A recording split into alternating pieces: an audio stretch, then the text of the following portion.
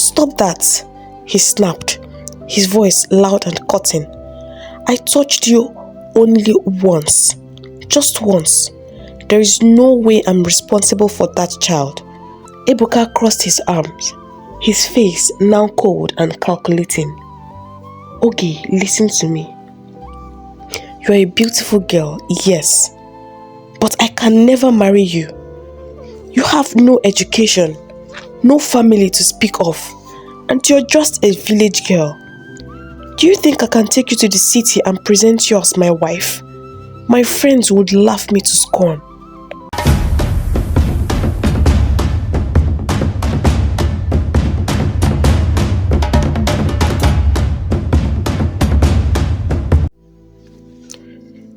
Ebuka, a very handsome, intelligent and promising young man, was sent to Ohere, a small rural community in the eastern parts of Nigeria. The community was in dire need of help. For years, the elders of Ohere had begged the government to send competent teachers to their schools. Though the government had built schools, they had neglected to provide the quality teachers needed to educate the community's children. As a result, the schools were more like playgrounds. The girls gathered in groups under mango trees, chatting about everything and nothing, while boys spent their days kicking makeshift footballs on dusty fields.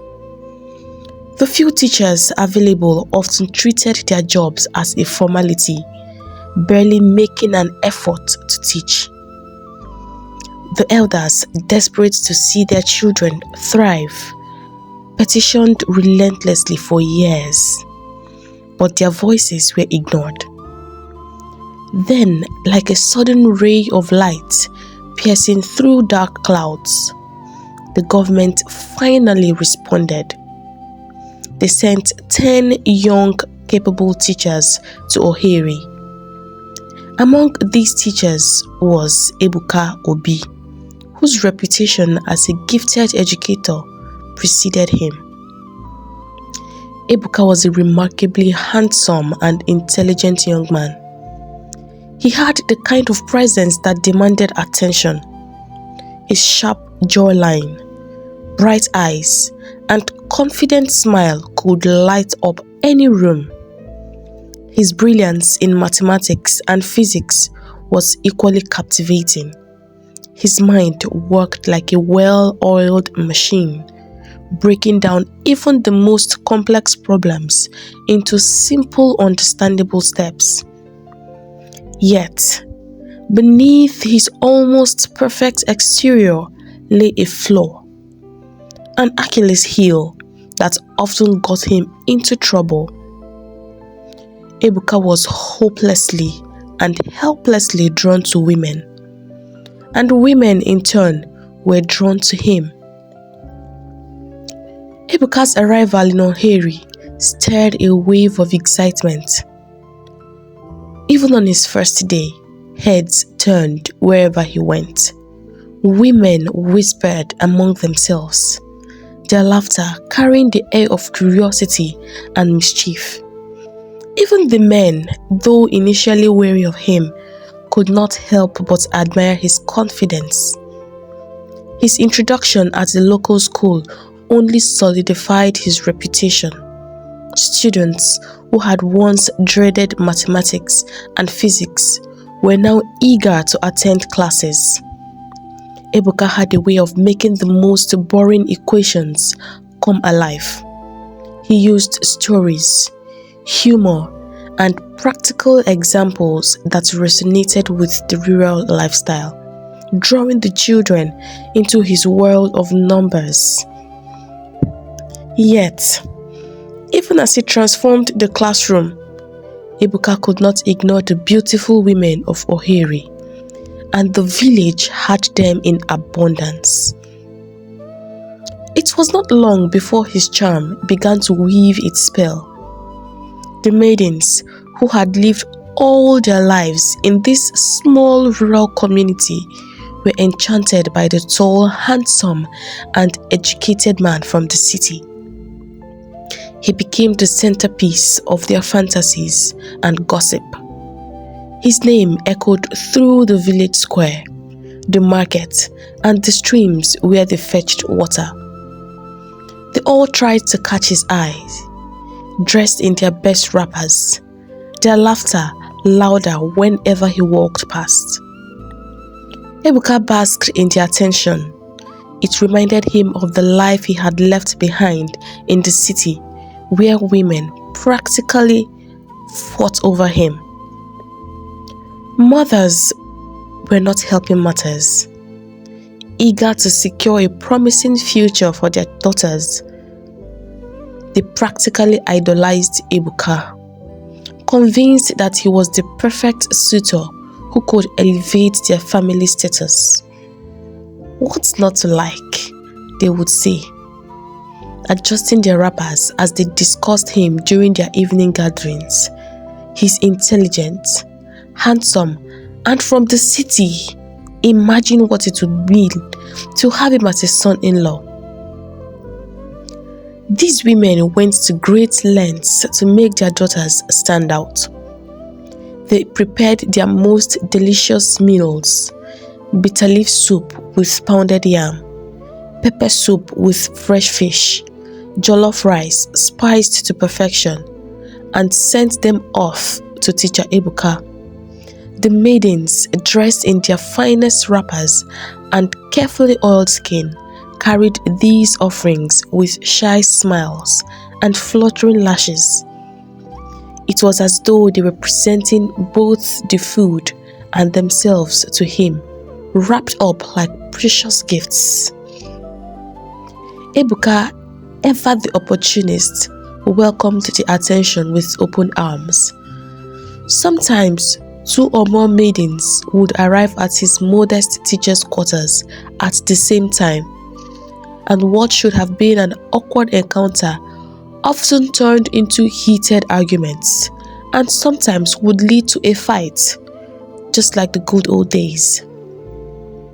His house became a battlefield as voices rose and tempers fled, each girl trying to outdo the other.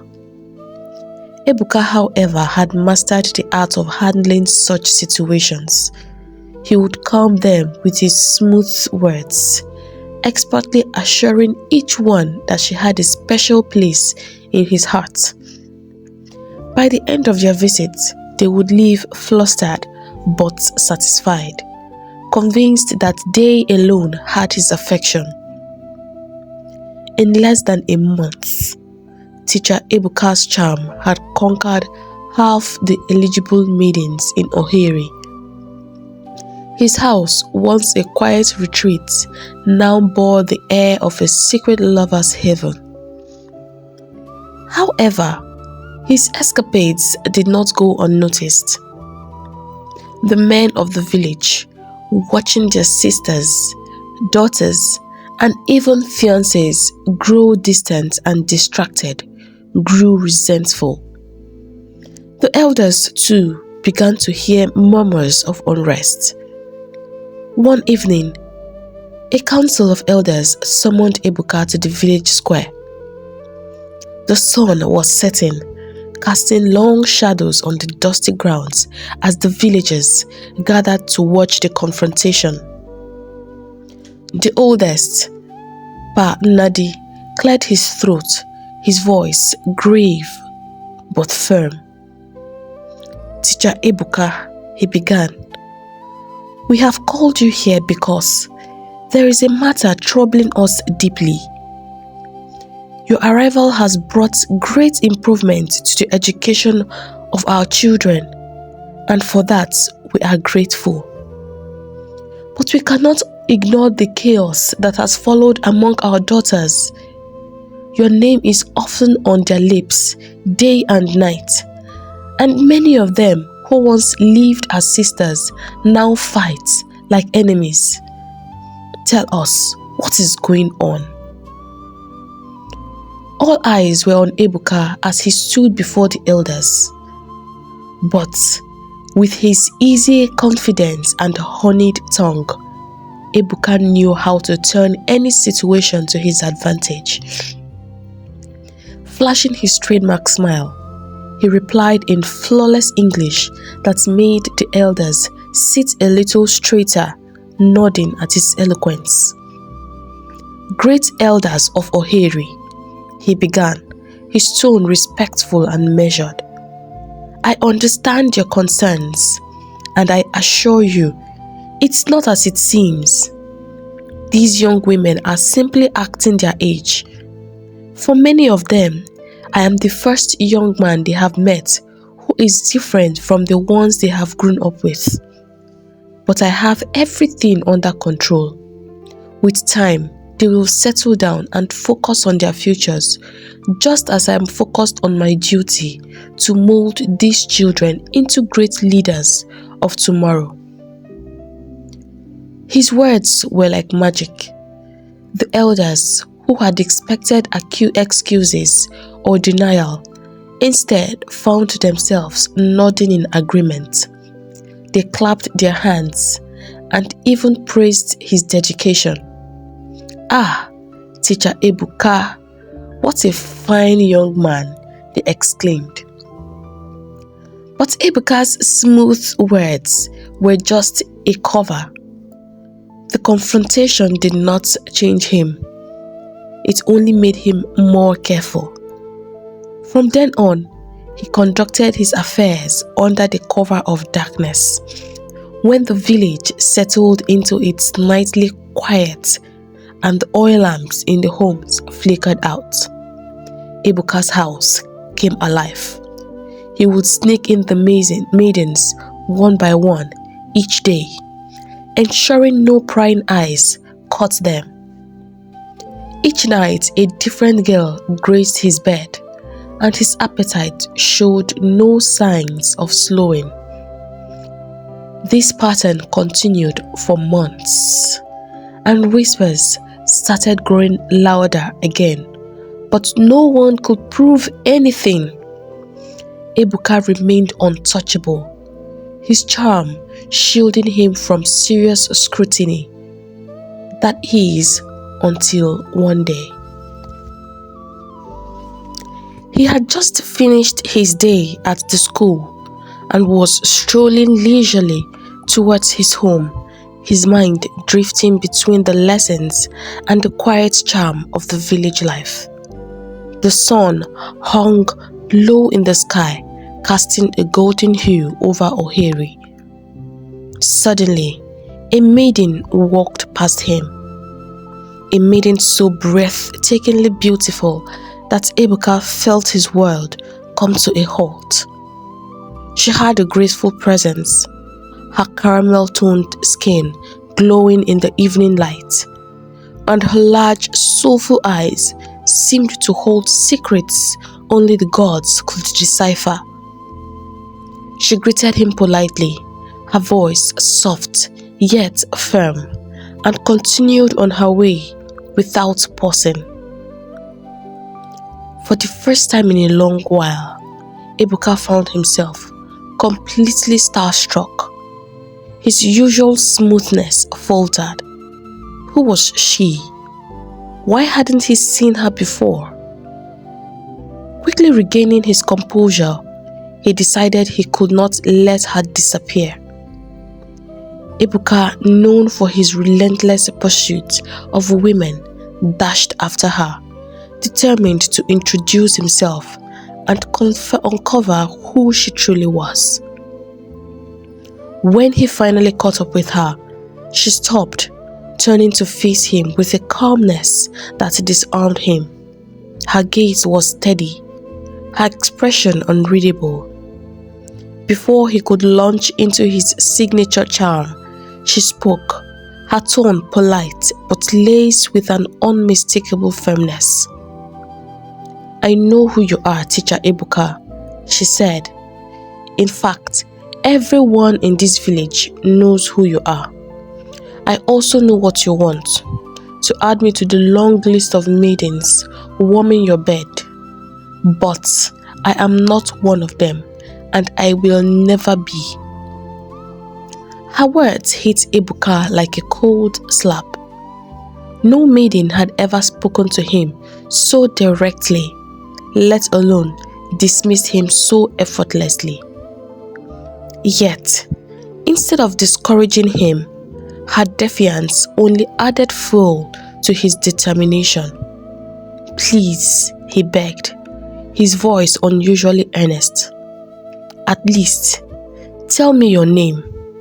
That's all I ask, and I promise to leave you alone." She hesitated for a moment before replying, "Fine, my name is Ugie." Then, without another word, she turned and walked away, her steps steady and confident. Ebuka stood frozen, a small smile creeping across his face as he watched her disappear into the distance. She was unlike anyone he had ever met, a rare jewel in a sea of conformity. "She's indeed a beauty to behold," he murmured to himself. "But no matter how stubborn she is, it's only a matter of time before I get her." He chuckled, already plotting his next move. Ugie was indeed a stunning young woman, but her life was far from the fairy tale her beauty might suggest. Unlike most of the girls in Ohere, she had never been to school, despite education being free in the village. Tragedy had marked her life early. Her father, a hard-working palm wine tapper, had died in a tragic fall from a palm tree when Ugie was just a little girl. The loss left her mother, Nneka, devastated and vulnerable. A few years later, Nneka remarried, hoping to rebuild her life. But her decision angered her late husband's family. They viewed her remarriage as a betrayal and decided to take Ugie away as punishment. "Our brother's child cannot live in another man's house and call him father," they declared. Nneka pleaded and wept, but her cries fell on deaf ears. Ugie was sent to live with Anwule, her father's older sister. Anwule, already burdened with 3 children of her own, was far from thrilled about taking Ugie in. She argued bitterly with her brothers about the arrangement. "If you cannot care for her yourselves, then why didn't you let her stay with her mother?" she protested. But her brothers dismissed her complaints, insisting that it was her responsibility. And so, at the tender age of 10, Ugie found herself in Anwule's home, a place where she was treated more like an unwanted burden than a member of the family. Anwule made no effort to hide her resentment. Ugie was made to do all the chores, from scrubbing the floors to fetching water. She even took orders from Anwule's children, who were older than her and delighted in bossing her around. Her living conditions were deplorable. While Anwule's daughters slept on comfortable bamboo beds, Ugie was given nothing more than a raffia mat to place on the cold floor. Her meals were served only after everyone else had eaten, leaving her perpetually hungry. At night, Ugie cried herself to sleep, longing for her mother and the warmth of her love. But as the months turned into years, she realized that no one was coming to rescue her. She accepted her fate and buried her pain deep within her heart. Years passed, and Ugie grew into a strikingly beautiful young woman. Her beauty a stark contrast to the harshness of her life. But her burdens only grew heavier. She became the backbone of Angole's household. Single-handedly, she managed all the chores, while Angole's own children enjoyed lives of leisure. Ugie had no time to make friends or even dream of a better life. Her days were a monotonous cycle of labor and exhaustion. It was during one of her errands for Angole that she crossed paths with Iuka. She had heard stories about him, the charming teacher who had all the maidens in the village under his spell. But Ugie was determined not to be one of them. As she walked home, she did not even give him a second thought. Her mind was already occupied with the tasks that awaited her. Every night, Ugie prayed to God to send her a man who would love her, marry her, and free her from the chains of her suffering. But one thing was certain. No matter how persistent Iuka might be, he was definitely not that man. Iuka, on his own path, could barely sleep that night. His mind was filled with thoughts of Ugie, her graceful walk, her piercing eyes, and the quiet strength in her voice. When she dismissed him so boldly, he knew he had to learn more about her. The next morning at school, an idea struck him.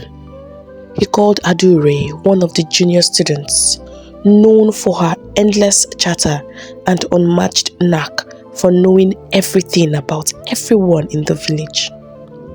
Adure was the village's unofficial news bearer.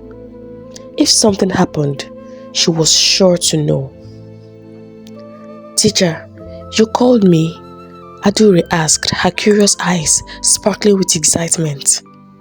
"Yes, Adure," Iuka replied, lowering his voice to make it sound important. "I need some information.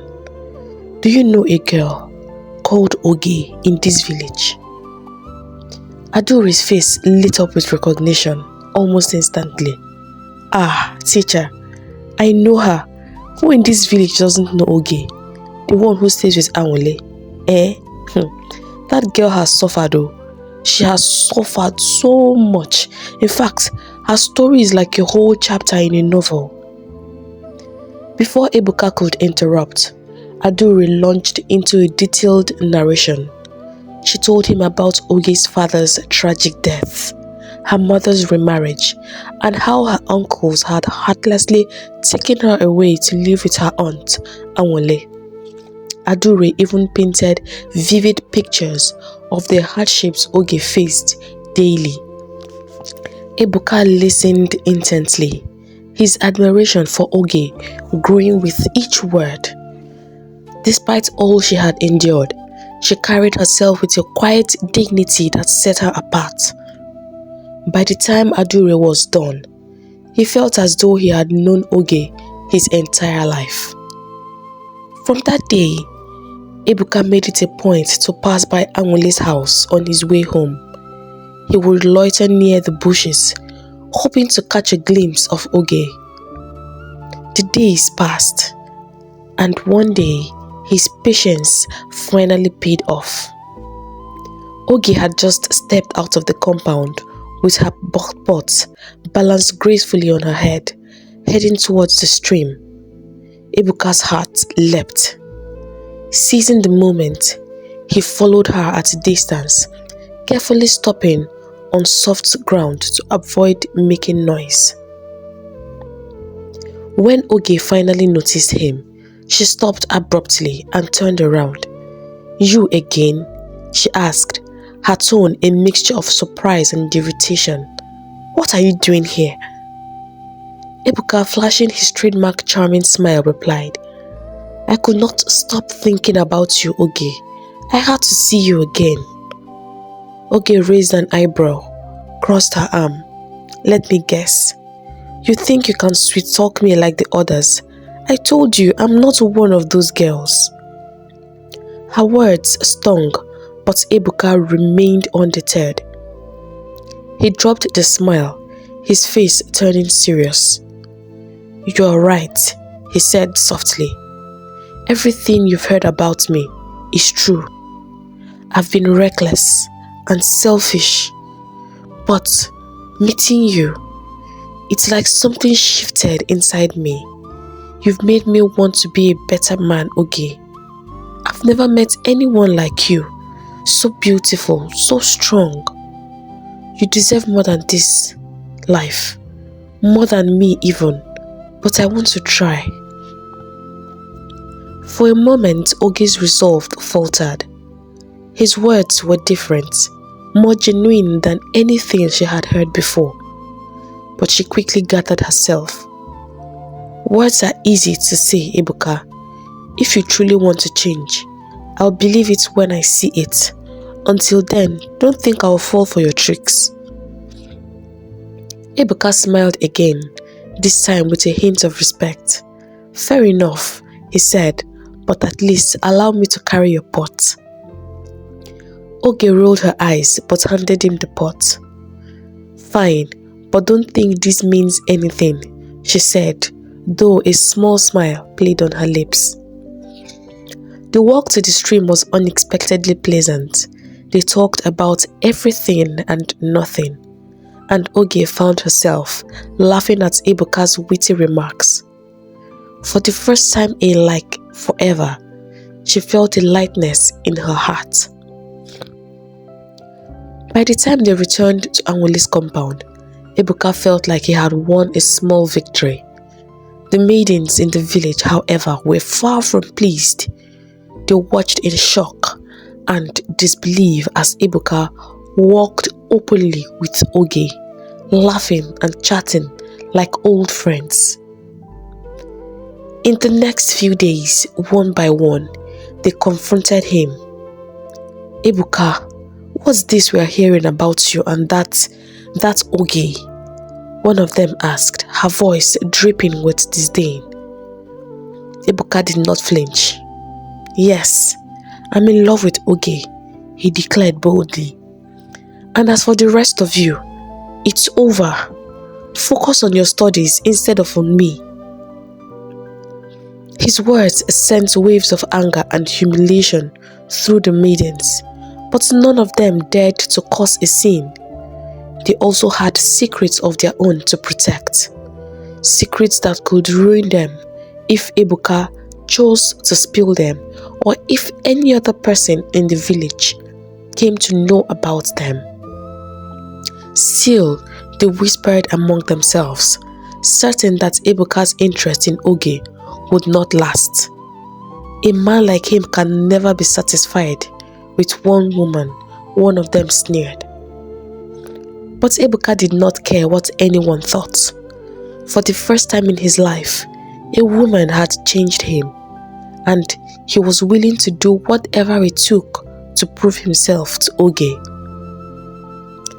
Ebuka's relentless pursuit of Ugie had begun to break down her defenses. Each day he found small meaningful ways to show her how much he cared. Slowly, the walls around Ugie's heart began to crumble. She found herself laughing more, her once guarded smiles now freely given. It felt like a miracle, like the answer to her many prayers. As weeks turned into months, the whispers in the village grew louder. Everyone had something to say about the handsome teacher and the girl who had caught his eye. In no time, the rumors reached Anwuli's ears. Anwuli, who was one of the women parading their daughters before the teacher, was furious. "You shameless girl," she said, unleashing her fury, her voice echoing through the village. "So this is what you've been doing, parading yourself like a common harlot for a man who doesn't even want you. Do you think you're better than the rest of the other girls? Do you think you're better than any of my daughters?" Ugie tried to explain, but Anwuli was deaf to her words. "Get out. Leave my house. You are no longer welcome in this house," she said as she pushed Ugie into the night.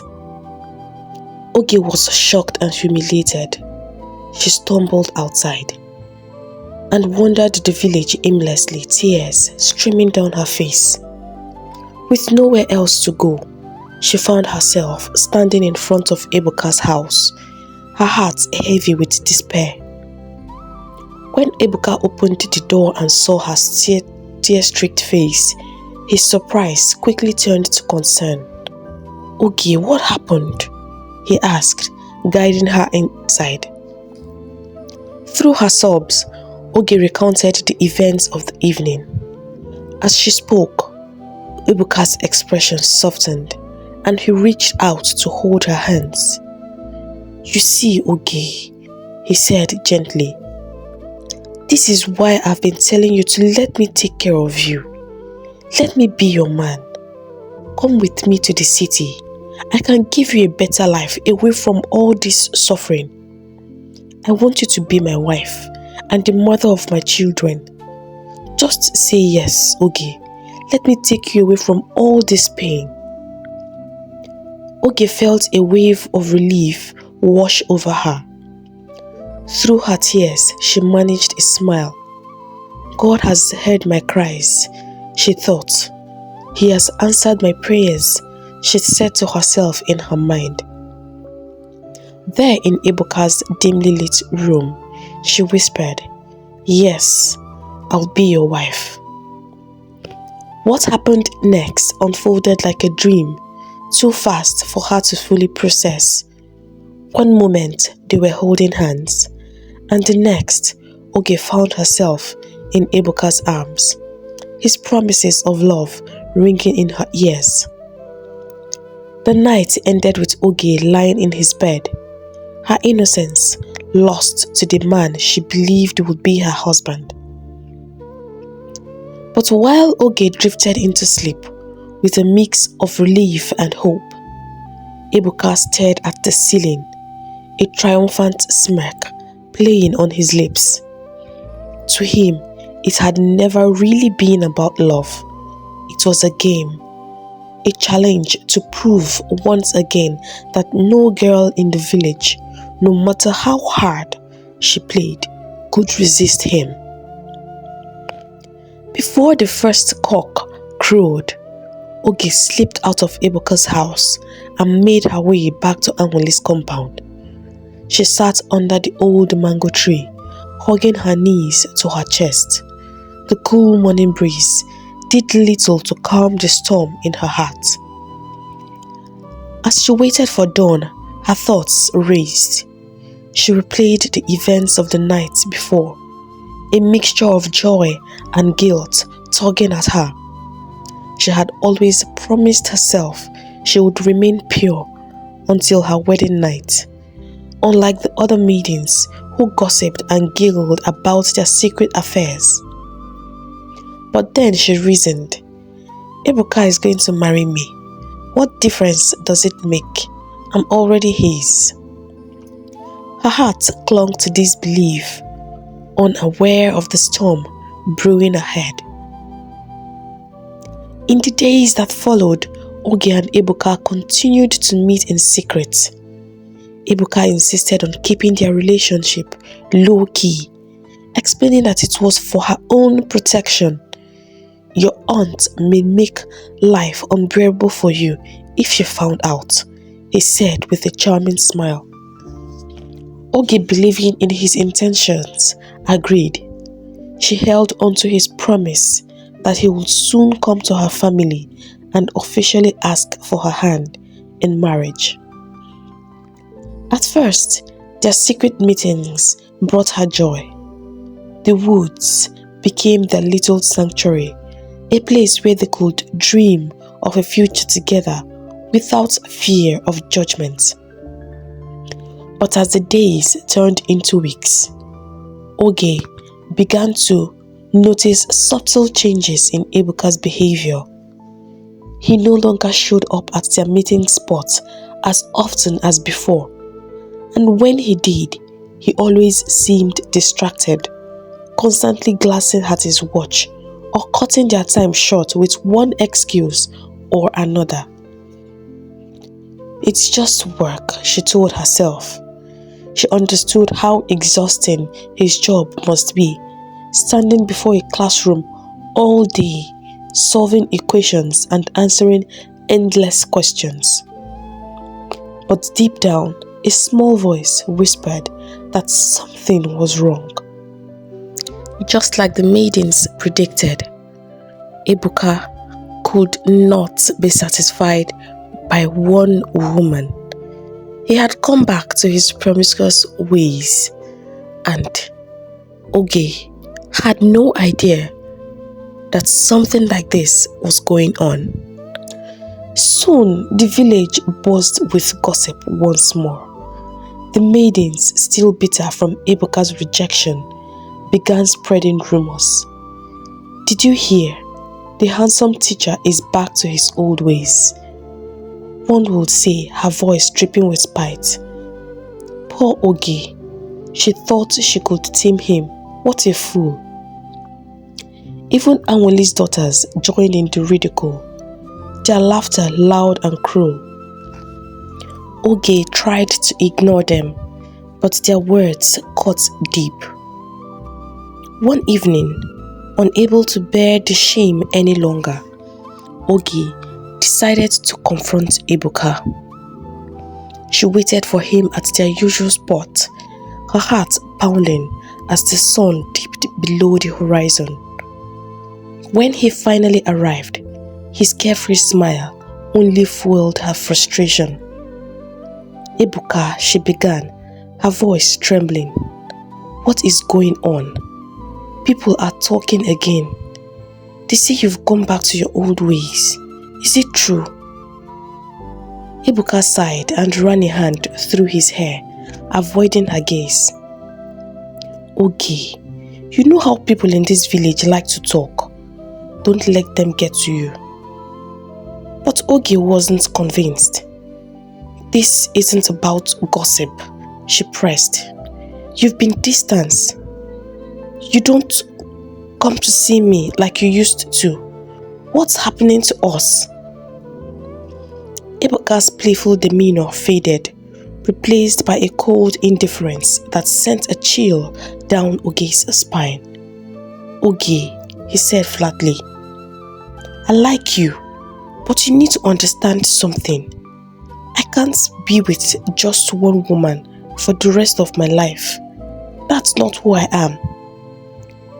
Ugie's heart sank. What are you saying? She whispered, her voice barely audible. He shrugged. Can you eat only one kind of food forever? No, that's how I feel about women.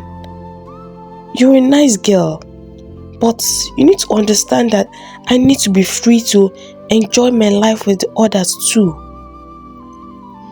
His words struck Ugie like a lightning bolt.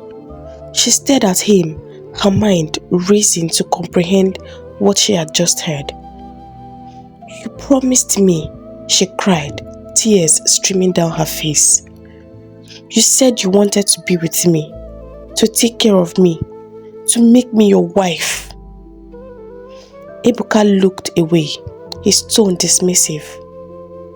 That one is not a problem. But you have to accept me for who I am. I can still marry you. But you know now, Ugie, this is how I've always been. I cannot change that. Ugie's legs felt weak, as though the ground beneath her had crumbled. She turned away from him, tears blurring her vision. Her heart, once full of hope and love, now felt like it had been ripped apart. She had trusted him, believed in him, and given him everything she had.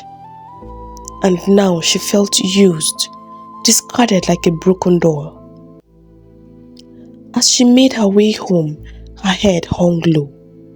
The familiar path felt foreign and desolate. The laughter of the villagers echoed in her mind. each memory of their mocking words twisting the knife in her heart. She felt betrayed, not just by Ibuka, but by herself for believing him. Her tears fell freely, her body trembling as she replayed his cruel words over and over. She had dreamed of a life with him, a future filled with love and happiness. But now, those dreams lay shattered at her feet. His words had broken Ogie's heart, and she went home feeling so sad and devastated. The pain in her heart was like nothing she had ever felt before. She felt used and betrayed by the one she loved more than anything in life. But what Ugie did not know was that the worst was yet to happen. In the days that followed, Ugie became a shadow of her former self. The once lively girl, full of dreams and hope, now moved through Anwali's house like a ghost. Her sunken eyes spoke of sleepless nights. Her frail figure betrayed the weight of silent suffering she was going through in her heart. But no one in the house seemed to care. Her aunt pretended not to notice. As long as Ugie completed her chores, her cousins mocked her openly, enjoying her misery. And then there was Anwali's husband. Though he was a part of the household, his presence made no difference. Anwali had married an older man who was now too frail and tired to stand up to her. She had him wrapped so tightly around her finger that he had no voice in the matters of the house. He saw Ogie's suffering. He often sat in silence, watching her as she moved about with slow, defeated steps. He pitied her, but he was powerless. Every day his heart ached, but his lips remained sealed. Ugie endured it all because she had no choice. She had no other family, no friends she could turn to. Her mother had been taken from her when she was still a little girl, and for all she knew, the woman might not even be alive anymore. She was truly, truly alone. One cold morning, as the first light of dawn broke through the windows, Ugie woke up feeling strange. Her body felt unusually weak, and her head throbbed. A deep sense of unease settled in her chest, and then it hit her. She hadn't seen her monthly flow for over a month. Her heart stopped, her hands trembling as the realization dawned on her. No, it can't be, she whispered to herself, panic rising in her throat. But she knew the truth. She did not need anyone to explain to her what that meant for a woman. Her hands instinctively touched her stomach and she broke into silent sobs. For days, she wrestled with herself. She had to tell Ibuka, but what if he rejected her? What if he laughed in her face or blamed her?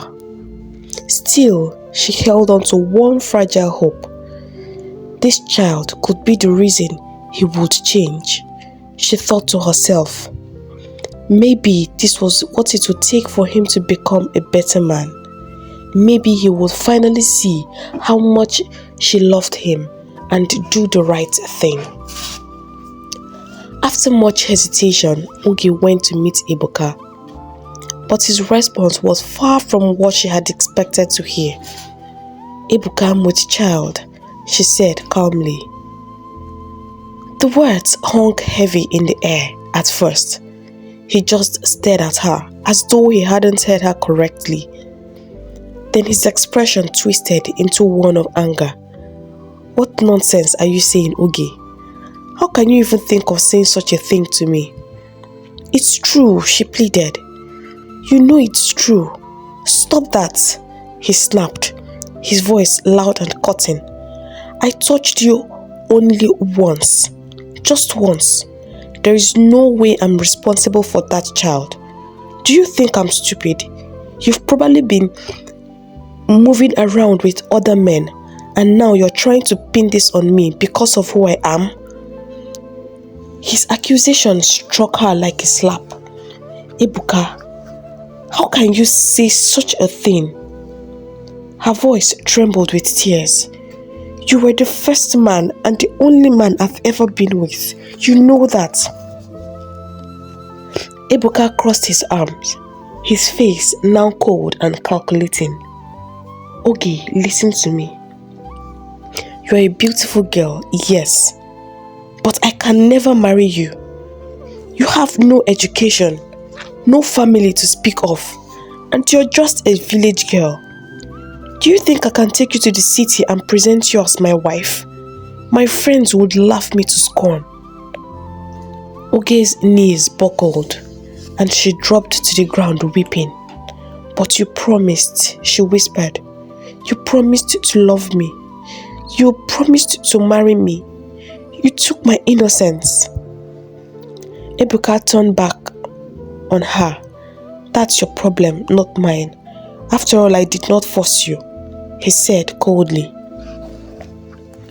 Ugie spent the next few days drowning in her despair.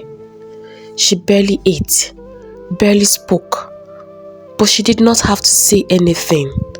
Anwuli noticed the changes in her niece's body. One morning, as Ugie was sweeping the compound, Anwuli's sharp voice cut through the air. Come here, Ugie, she barked. Ugie dropped the broom and approached timidly, her heart pounding. What is wrong with you? Your face is pale. Your body looks weak. Look at you. Are you with child? Anwuli asked. At those words, Ugie froze. Tears filled her eyes as she fell to her knees. Please forgive me. I did not mean for it to happen. It was only just once, I swear. But Anwuli showed no mercy. Her face twisted with anger and disgust. You wretched girl, she screamed. You've brought shame to my house. Leave my house this instant. Ugie cried and pleaded, clutching her aunt's feet. Please, don't send me away. I have nowhere else to go. Anwuli kicked her aside, stormed into the house. You should have thought of that before hurrying around the village, she said as she threw Ugie's little bundle of clothes at her and pointed to the gate. Out, and don't you dare set foot into this house ever again. Ugie picked up her clothes, her vision blurred with tears, and stumbled out of the compound. She walked through the village, straight to Ibuka's house. But then, she met the shock of her life.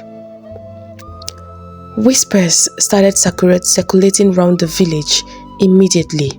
The news of Ugie's pregnancy spread, sparking outrage. Angry boys stormed towards Ibuka's house, determined to drag him out and hold him accountable. But when they got there, they also met the shock of their lives. They found nothing but an empty house. Ibuka had vanished in the dead of the night, running from his guilt and responsibilities. Ugie was the first to realize he was gone, and with his escape, something inside her broke completely. She felt that her life was over. She could not bear to remain in Ohiri. The shame was too much to bear, and so she decided to end her life and leave the world for good. Perhaps she would find a place where she could finally be at peace, she thought to herself. She wandered into the forest with just one goal, but fate had other plans for her. She wandered through the forest until she came to a big tree. She tied her wrapper onto a strong branch of tree, forming a noose.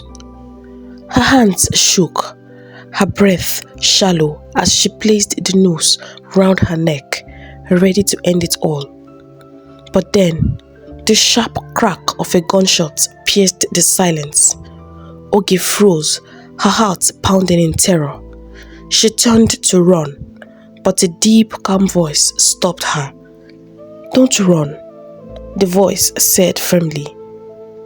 She turned slowly and saw a man stepping out of the shadows. He was tall and strong, holding a hunting gun. His eyes, though fierce, were gentle. From all indications, he wasn't from O'Hare. That was much clear. "Who are you?" Ugie stammered. "My name is Ago," he said simply. "I'm a hunter from Omago." Ugie burst into tears, begging the hunter to go on his way and leave her in peace. But Ago did not budge. In fact, he was deeply troubled. Ago was from Omago, a village not too far from O'Hare. In fact, they shared the same forest with O'Hare. The night before that day, a man had appeared to him in a dream and taken him to that particular spot in the forest. The man pointed at something to him, and when he looked closely, it was a maiden. She was so beautiful, but she looked so sad. The man whispered in his ears, "That is your wife." Ago woke up feeling confused. Truly, he had prayed for a wife. But then there was another maiden he had his eyes on. But now, another maiden he did not know, someone he had never seen in his life before, was chosen to be his wife. The dream felt so real, but he doubted it was possible. And so the next morning, he picked his hunting gun and headed into the forest. To his greatest surprise, the maiden was there quite all right, but she was at the point of taking her own life. He wondered why a maiden so beautiful would want to take her own life. Then he remembered his dream, the sadness he saw in her eyes. Looking at her right now, she looked just as sad as she was in his dreams. The dream felt all so surreal.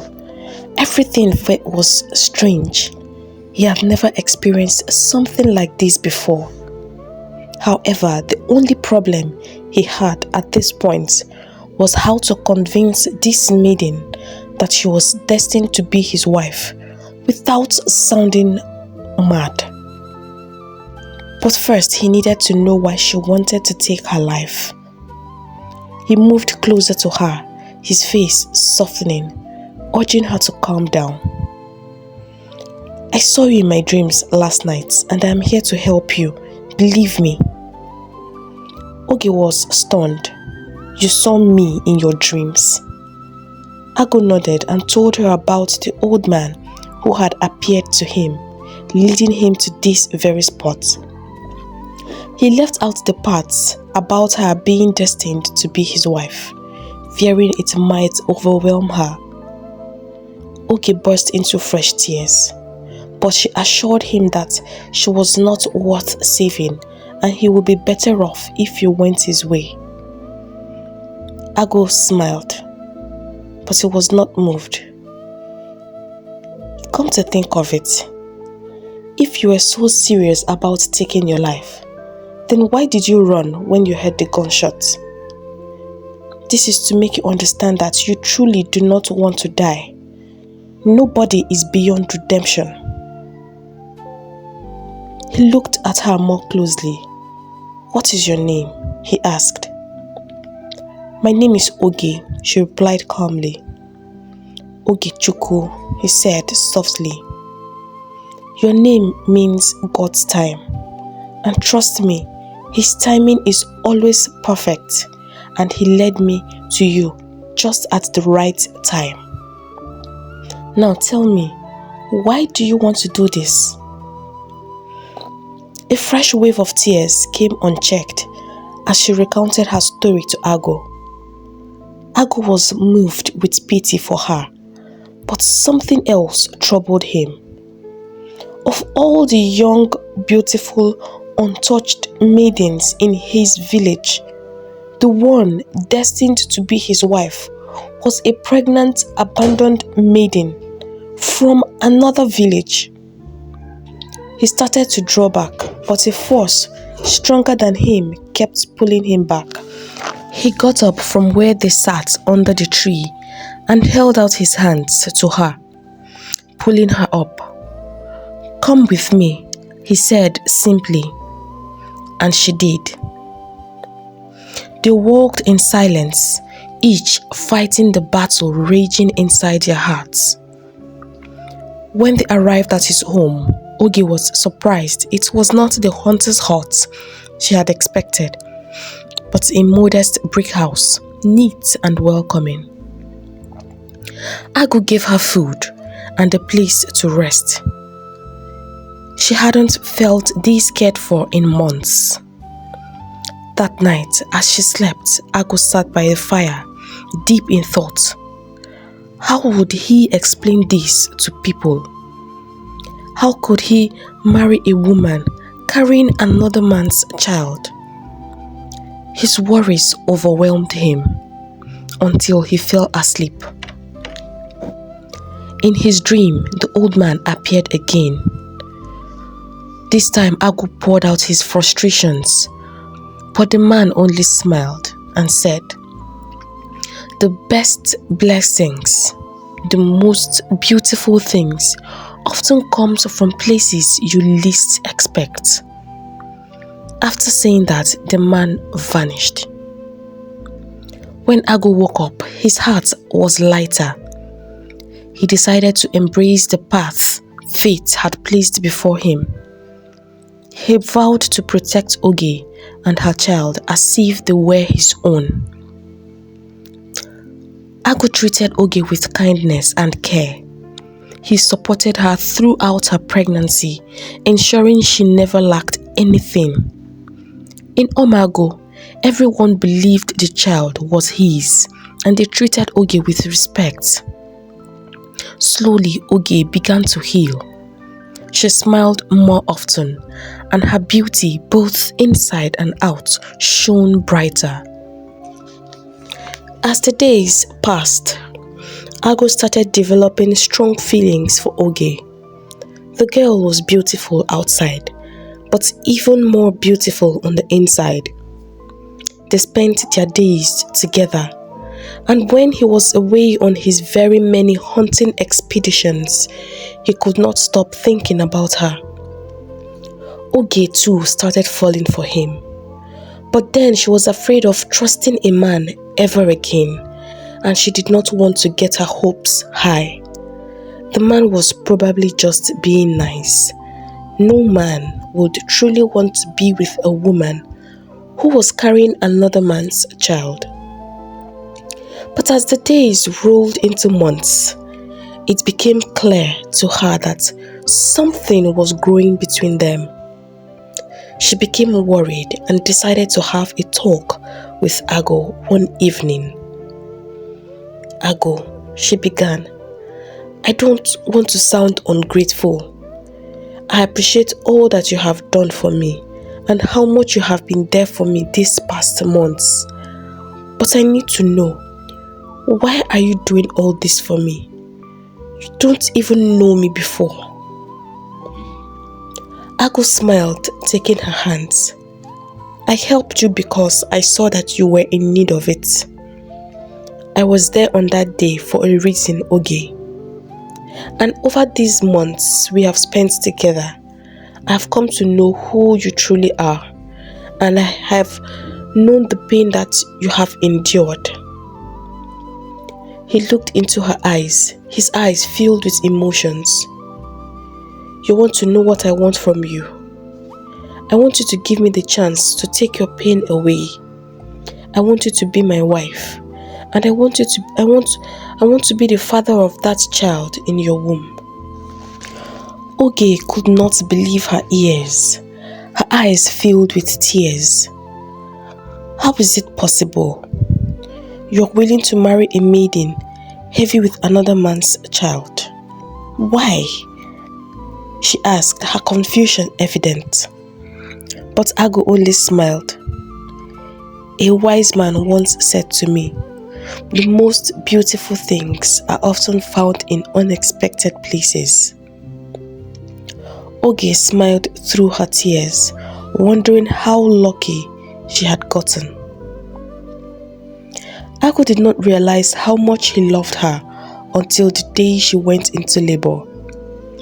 When the time came, he paced anxiously outside the room, praying fervently for her safety and that of his child. And inside, Ugie fought through the pain as the midwife worked tirelessly. Finally, the cry of a newborn filled the air, and Ugie sighed in relief.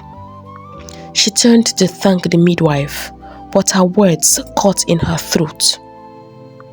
"Mother," she whispered, her voice trembling. The midwife froze, staring at her. Ugie, is it really you?" Tears filled her eyes as she held the newborn close. "My baby," she whispered. Ago rushed into the room just as he heard the cry of the baby. But then, the atmosphere was tense. "What happened?" he asked, seeing the tears flowing between the two women. When Ugie told him the midwife was her long-lost mother, he was stunned. Nneka, the village midwife he had known almost all his life, was Ugie's mother. It was almost too much to believe. That night, joy filled their home. Ago was blessed with a son whom he named Iuka, meaning the strength of a warrior. Ugie was reunited with her mother, who had never stopped praying for her return. Nneka was overjoyed to have not only her daughter back, but also a grandson. The people of Umago celebrated the birth of Ago's son with great excitement. Ago threw a feast and everyone in the village came to rejoice. As Ugie watched the festivities, her heart swelled with gratitude. Life had given her a second chance, a better life than she had ever dreamed of. The best man any woman could even imagine being with. A few months after Ikago's birth, Ago gathered his family and journeyed to Ohere to officially ask for Ugie's hand in marriage. When they arrived, Ugie's greedy uncles, who had ignored her for over a year, demanded an outrageous dowry. And Ago paid without hesitation. To him, Ugie was worth every cow, every bag of rice, and every jar of palm oil they requested. Ago and Ugie continued their journey through life together, and their union was blessed with more children. One day many years later, Ago promised himself that they would go back to that spot where he had found her that day, and he would reveal to her that the old man had also told him that she was destined to be his wife, and they would both look back at that day and laugh about it. But for now, they would focus on building their home and basking in the love they both had for each other. As for teacher Ebuka, the man whose betrayal had sent Ugie spiraling into despair, he vanished as if swallowed by the earth. No one in Ohere ever saw or heard from him again.